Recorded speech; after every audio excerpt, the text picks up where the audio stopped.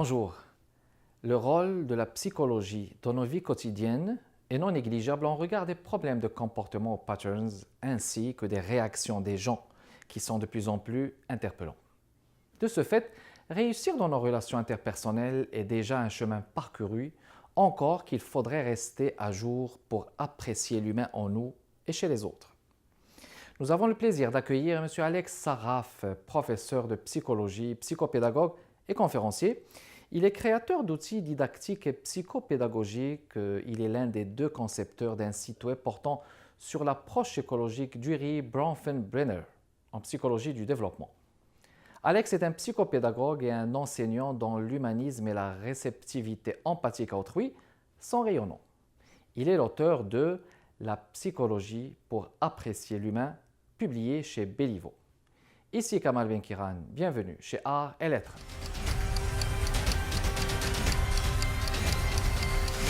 Alex, bonjour. Bonjour. Et ravi de t'accueillir chez Art et Lettres.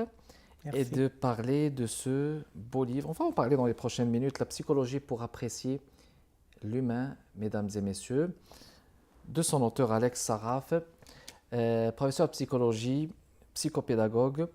Vous enseignez la psychologie. Oui.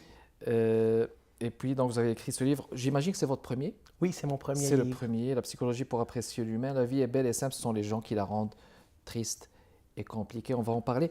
Qu'est-ce qui a motivé foncièrement l'écriture de ce livre? Moi, je voulais avoir qu'il y ait un livre de vulgarisation en psychologie qui soit, en fin de compte, disponible et que ça soit accessible pour tout le monde. Ça veut dire que ça soit écrit dans un langage simple, que monsieur, madame, tout le monde, que tout le monde pourrait comprendre. Donc, c'est destiné pour les enseignants, pour les parents, pour les adolescents, ainsi de suite. Donc, j'ai pris beaucoup de formations à travers les années avec psychologues, psychanalystes, sexologues, etc.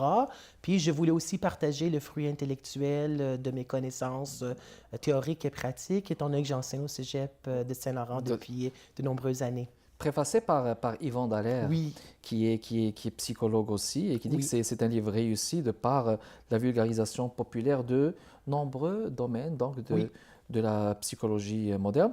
Et vous avez fait un survol, il y a beaucoup de thématiques, j'ai eu plaisir à le découvrir. Vous avez parlé d'amour, de deuil, de santé mentale, vous avez aussi accompagné les jeunes, en tirant cela de votre expérience, de votre approche auprès des jeunes. Qu'est-ce qui fait que l'équilibre n'est pas toujours maintenu? Est-ce que c'est le manque de contrôle de soi? Est-ce que c'est la tentation? Est-ce que c'est les mauvaises perceptions sur les personnes? C'est quoi le problème qui fait que l'équilibre ne se maintient pas toujours chez les gens? Moi, je pense que l'équilibre n'est pas là parce que les relations interpersonnelles sont parfois compliquées et déroutantes, mais peuvent être aussi enrichissantes et nourrissantes, comme je l'ai écrit dans mon livre. Parce que chaque personne, moi, je parle de la mosaïque humaine, ça veut dire que chaque personne est unique, ça veut dire que chaque personne a son style de personnalité, son tempérament, son caractère, son ego aussi.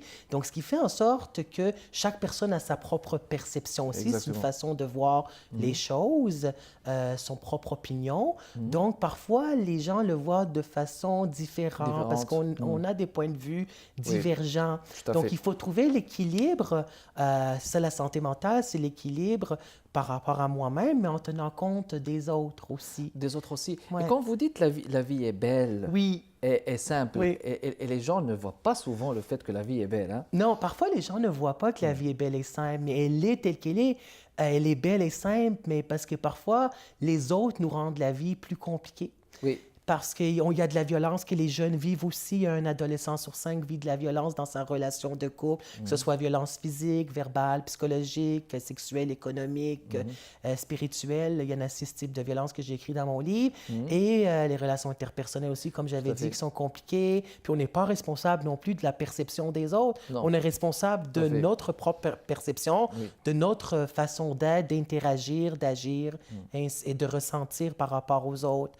Puis parfois aussi, c'est nous autres qui nous compliquent la vie parce que, tu sais, il y a des gens aussi qui cherchent la personne idéale, la relation parfaite, puis il y a parfois un écart entre l'idéal puis la réalité. Puis il y a des gens aussi qui sabotent leur propre bonheur. Oui. Ça, c'est vrai. Cette recherche excessive du bonheur, comme vous dites, hein? Oui, hein, c'est la recherche du bonheur, mais on est dans une société de consommation, de surconsommation, Continue. tout de suite, maintenant. En fin de compte, c'est la génération C des Oui. cégepiens de nos jours depuis quelques années. Donc, les gens veulent aussi ce bonheur-là, mais parfois, il est difficile à accéder, Oui. surtout pour les gens aussi qui souffrent de problèmes Oui. de santé mentale, Oui, tout à fait. d'incapacité physique, etc. Parce que parfois, la vie, moi, je trouve que la vie est belle telle qu'elle est, donc il ne faut pas se compliquer la vie, puis il ne faut surtout pas que les autres nous rendent la vie plus compliqué. Exactement. Et je pense aussi que les relations interpersonnelles, le fait de les avoir dans sa vie et de travailler pour avoir ces relations, ça peut être un vecteur d'équilibre, j'imagine. Oui, oui, ça peut être un équilibre. Mais l'équilibre, je pense que l'équilibre, de le trouver à l'intérieur de soi, c'est la paix intérieure, c'est la paix, tout à fait. plénitude, Oui. c'est la sérénité. Mais je pense que c'est un processus, puis ça vient de soi. Ça vient de soi. Puis c'est le ressenti aussi, pas Oui. d'être juste seulement dans les cognitions, dans les façons de penser, puis les croyances, mais d'être dans le moment présent, puis vivre chaque moment présent. Parce que comme je l'ai écrit dans mon livre, la vie est belle, puis la vie est courte. On n'a qu'une seule vie à vivre, il faut Exact. se rendre heureux. Exactement. En faisant des recherches donc, Oui. sur votre parcours, vous adoptez l'approche écologique d'Uri Bronfenbrenner. Oui. Alors, Uri Bronfenbrenner, c'est en fin de compte, c'est en psychologie du développement, parce que j'enseigne entre autres psychologie du développement, puis j'ai conçu un site web en collaboration avec une psychologue qui travaille au Centre jeunesse des Laurentides. Puis ce site web-là, parce qu'on s'est rendu compte que les éducateurs, parfois, ne lisent pas les dossiers quand ils sont version papier. Donc, on voulait un historiogramme où OK. on va mettre les données cliniques de 0 à 18 ans. Donc, c'est pour les éducateurs spécialisés, pour les psychologues, les travailleurs sociaux, et ainsi de suite, ceux qui sont dans le milieu communautaire. Donc, c'est exosystème, mésosystème, microsystème, Ah, OK, d'accord. etc. C'est l'individu par rapport aux autres dans son environnement. OK. Mettons, s'il y a eu de la violence, s'il y a eu un placement, etc., pour la DPJ, ainsi de suite. Donc, le rôle des historiogrammes pour identifier les personnes. Identifier. Exactement. C'est ça, c'est l'approche en psychologie du développement. Puis moi aussi, je crois à cette approche-là, puis je suis aussi surtout d'approche psychologie positive.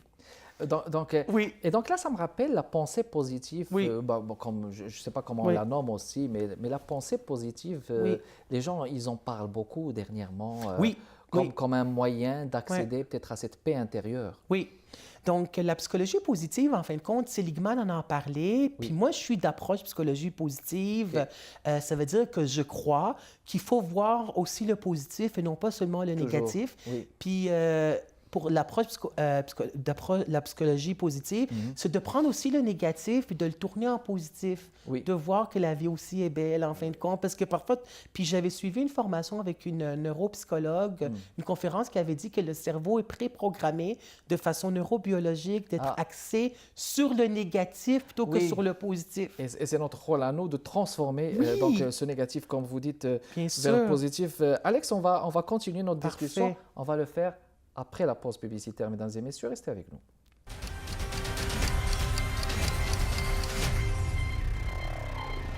On est de retour, mesdames et messieurs, toujours dans le cadre de Art et Lettres avec notre invité Alex Saraf, auteur de la psychologie pour apprécier l'humain. On parlait tout à l'heure du rôle des relations interpersonnelles, mais j'imagine aussi que l'intelligence émotionnelle, le rôle de l'intelligence émotionnelle pour impacter nos relations est un rôle très, très intéressant. Oui, mais je suis content que tu me poses la question. C'est une excellente question.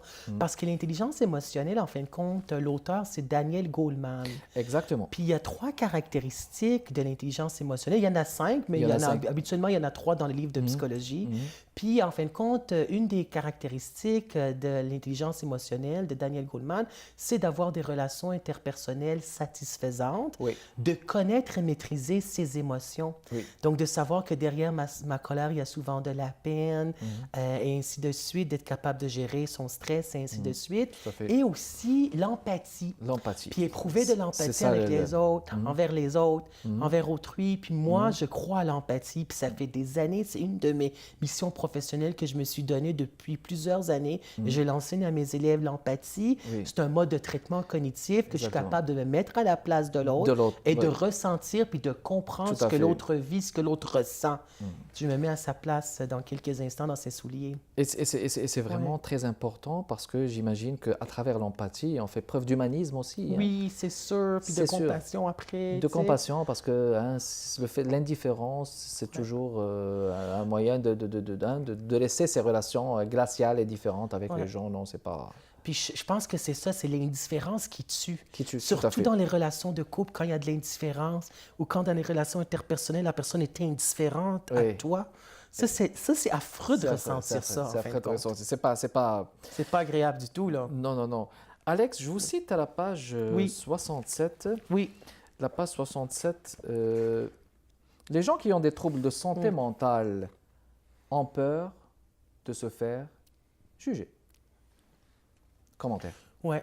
Donc, les gens qui ont des problèmes de santé mentale, ils ont peur de se faire juger parce que on met des étiquettes sur les gens. Hein. On dit que ça, c'est un TP, trouble de la personnalité. Ça, c'est un TC, trouble du comportement. OK. Ça, c'est un tagué. Il y a un trouble d'anxiété généralisée. Donc, on met les étiquettes. Bien souvent, on voit le problème de santé mentale, le trouble de santé mentale avant de voir la personne. La personne, Alors exactement. qu'il faut voir la personne avant de voir le trouble Tout à fait. de la personnalité. Puis on peur de se faire juger parce qu'on a encore de la stigmatisation, des préjugés, des stéréotypes, surtout des préjugés Oui. au côté affectif, qu'on pense qu'ils sont déconnectés de la réalité, que les Tout à gens qui ont fait. des problèmes de santé mentale sont dangereux, que ce qu'ils racontent, c'est complètement de la fabulation personnelle. Puis les gens ont de la difficulté. Tu sais, on accepte moins les gens qui ont des problèmes de santé mentale. C'est ça, c'est ça. Donc, on dit qu'elle est folle, mais la folie, ça n'existe pas en Et psycho. on les Il faut juge toujours et- voir. On les juge. Et on hein. les stigmatise.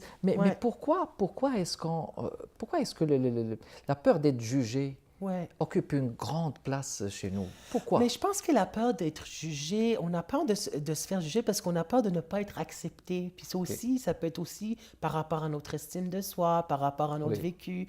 Donc, on a peur d'être jugé parce que les gens nous jugent, veut pas. Puis on veut pas se faire juger parce qu'on veut être aimé puis accepté tel C'est ça. que l'on est. Et aussi, ce que j'aimerais ajouter, c'est la différence qui dérange. Oui. Les gens qui sont originales, Oui. qui sont différents des autres, malheureusement, ne sont pas acceptés Hmm. aussi bien que les autres. Tandis que moi, je dis à mes étudiants, puis je dis ça à tout le monde, vive la différence. Oui. Chaque personne est unique. Exactement, exactement. Puis c'est comme l'arc-en-ciel qui a C'est parce que plusieurs... ça enrichit l'autre, Ouais. la Ben, différence. certain que ça enrichit l'autre, mais Oui. on a discuté, accepter la différence Exactement. des autres, ce qui est Oui. malheureux aussi. Donc, les gens qui ont Exactement. des problèmes de santé mentale, Oui. ils sont comme vus à part. À part, oui, et Ouais. c'est très, très stigmatisant. C'est les Oui. isole dans un coin, c'est pas C'est pas certain. bon en soi. Alex, je vous invite, si vous le voulez bien, peut-être Oui. un passage de votre choix, de votre préférence, je dirais même. Mais là, Euh, ça, c'est bon ce que tu ouais. me dis. Peut-être ça se peut J'ai, que... moi, j'ai comme... Moi, mon chapitre préféré, Oui. c'est l'amour et le deuil. Oui, alors je vous en prie. Alors, écoute, c'est l'amour et le deuil Hmm. parce que c'est un témoignage de deuil amoureux. Puis, peut-être que je lirai en fin de compte. J'ai combien de temps? Une minute? Oui, oui, vous On va pouvez lire, peut-être- je vais ouais, dire- ouais, allez-y. Je vais lire peut-être la fin du chapitre. Bon, on va dire ici, là. Les 3 années de deuil amoureux sont déjà écoulées. J'ai enfin terminé la boucle de cette perte qui parfois me hantait. J'ai traversé cette période avec plein d'émotions et de sentiments. Choc, colère, tristesse, déception, amertume, indignation, soulagement. Parfois je t'en voulais et parfois je m'en voulais parce qu'entre nous, en fin de compte, ça n'a pas marché. Je me posais des questions à savoir qu'est-ce qui m'appartenait et qu'est-ce qui t'appartenait dans le fait que notre relation amoureuse se soit terminée.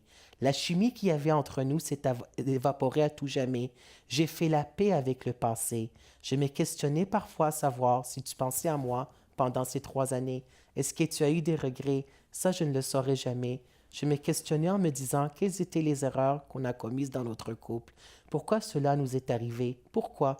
Pourquoi? Que des pourquoi? J'en suis venu à la conclusion qu'on devait vivre ce qu'on a vécu et que les circonstances de la vie ont fait en sorte que c'est maintenant terminé. Il n'y a personne à blâmer. Ce n'était pas dans les cartes pour continuer. Il fallait arrêter de jouer. On n'a pas perdu dans ce jeu de cartes. On a gagné. On a gagné d'avoir une ouverture sur le monde pour trouver quelqu'un d'autre qui saura nous combler davantage. Et si jamais nos chemins se recroisent à un moment donné, je rentrerai en interaction sociale avec toi. Tu verras dans mes yeux et mes attitudes le reflet de ce qu'on a vécu. Je devais m'adapter à cette nouvelle réalité. Tu sauras que j'ai enfin fait la paix. J'en parle maintenant de façon posée avec sérénité. C'est beaucoup, il y a du récit, du récit et on dirait une façon aussi d'aller vers la résilience Oui. de façon Et l'acceptation surtout et d'un deuil l'acceptation, amoureux. Puis exactement. ça rejoint, c'est vraiment ça ce que les gens vivent quand ils vivent un deuil. Exactement. C'est quelque chose de personnel, Exact. mais en même temps, ça peut aider énormément parce qu'un deuil, c'est toujours quelque chose qui est difficile à vivre parce que c'est un renoncement. Exactement. Quelque chose qui était là, qui ne sera plus là. Ben, Oui. il faut... Tu sais, c'est difficile d'accepter aussi Oui, donc, cet obstacle-là. et c'est pour ça qu'il faut faire aussi l'effort d'aller de l'avant et Il faut. donc on va retourner à ça. On va le faire après la pause Oui. publicitaire, mesdames et messieurs. Restez avec nous.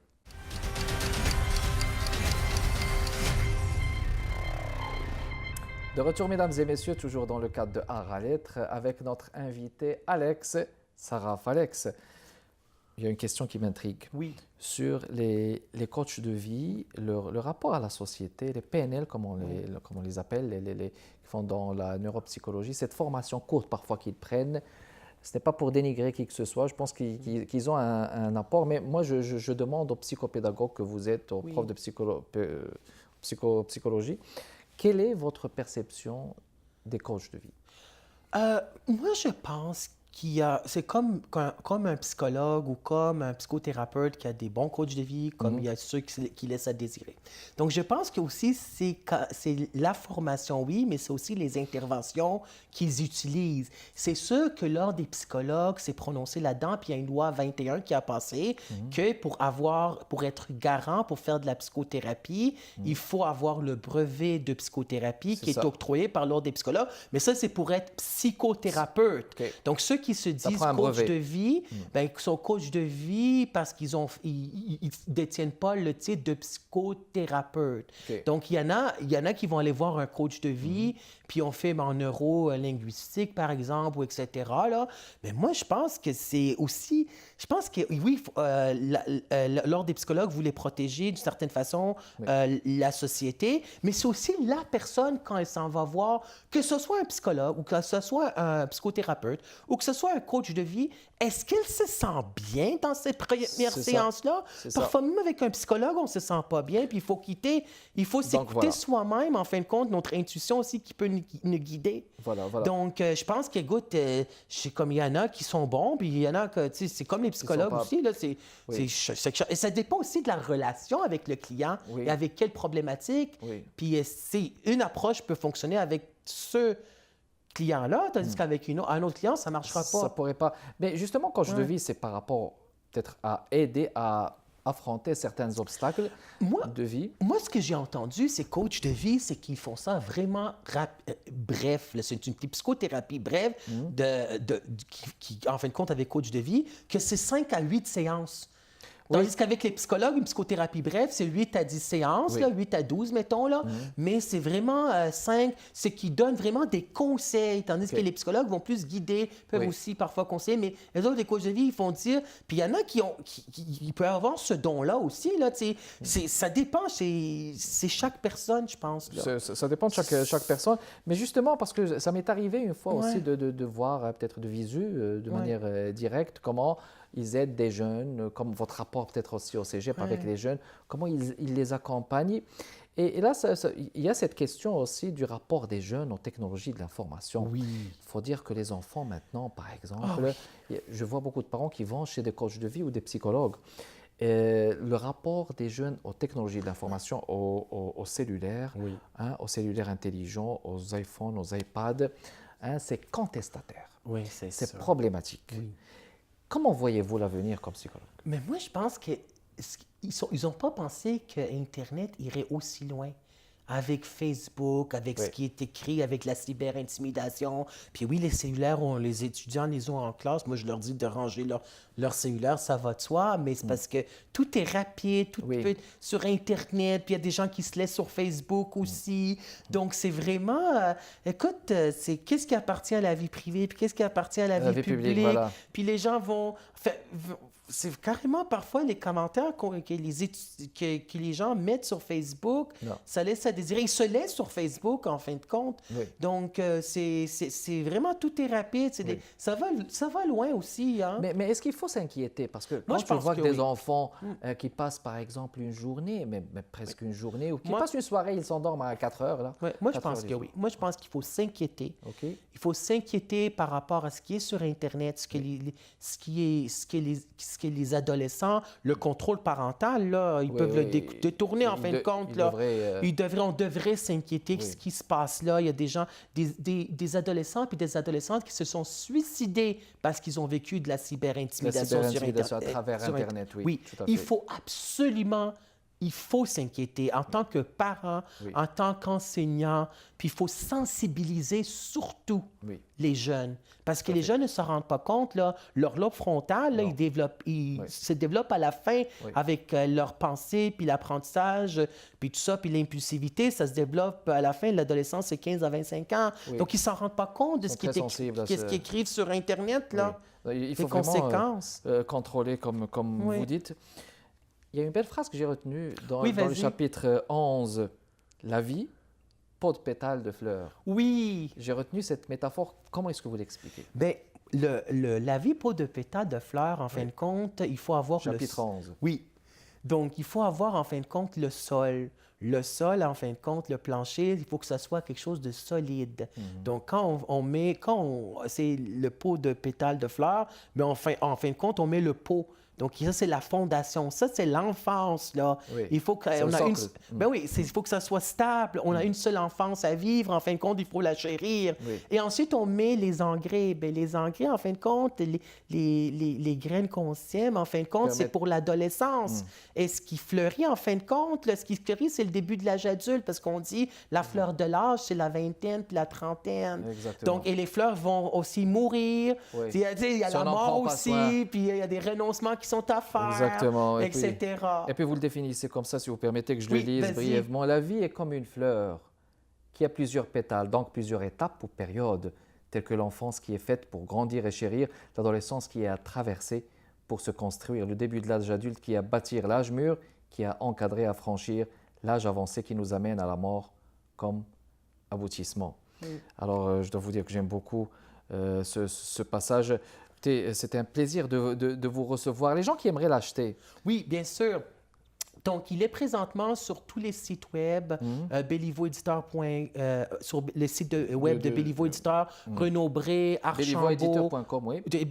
bélivoediteur.com, Indigo, Renaud Bré, Archambault. Donc, il y a la version électronique hip-hop, il y a la version papier, où ils peuvent aller dans n'importe quelle librairie, étant donné qu'il a peuvent- été publié il y a plus qu'un an. Donc, ils peuvent aller dans n'importe quelle librairie, que ce soit Indigo, Renaud Bré, Archambault, etc., Parchemin. Pour le commander. Puis le commander, puis ça prend 5 jours ouvrables. Donc, la psychologie pour Oui. apprécier lui-même, mesdames et messieurs, c'était avec notre invité Alex Saraf.